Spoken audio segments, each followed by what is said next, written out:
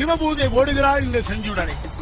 இப்படி மையான காட்டிலே மாண்ட பிணங்களை எல்லாம் தின்று கொண்டு மறுபடி மிஞ்சிய பிணத்தை அள்ளி மேலே வாரி போட்டுக்கொண்டு கொல்லிய பிசாசுகள் எல்லாம் அப்படியே பாத்துக்கிட்டே நிக்கு.